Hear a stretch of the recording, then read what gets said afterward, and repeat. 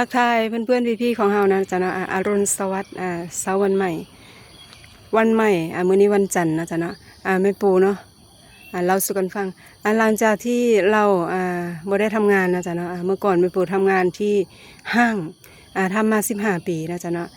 แล้วก็เกษียณงานต่อตกงานเนาะของวันเนาะเกษียณงานก่อนอายุ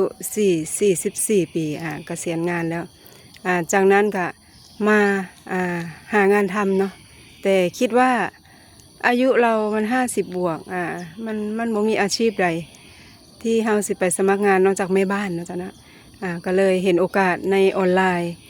เข้ามาเป็นนายหน้าเข้ามาเป็นครีเอเตอร์ทำจริงจังเดือนนี้เดือนที่3น่าจะประมาณนี้นะจ๊ะเนาะ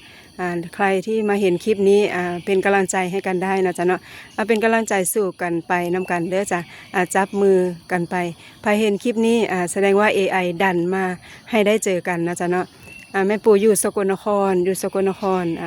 ช่วงนี้มันเริ่มหนาวจ้ะก็เลยใส่หมวกนอนเพราะว่าจะเป็นคนภูมิแพ้เนาะเป็นหวัดง่ายก็เลยต้องดูแลภัยที่เป็นหวัดง่ายจะต้องดูแลตั้งแต่หัวตั้งแต่ผมพี่ได้จ้ะเพราะว่าถ้าหัวเขาเย็นเขาก็เป็นหวัดง่ายนะดังนั้นหมวกนี่ก็สำคัญจ้ะในการใส่นอนเนาะแม่ปู่ก็เลยจัดมาในที่ TikTok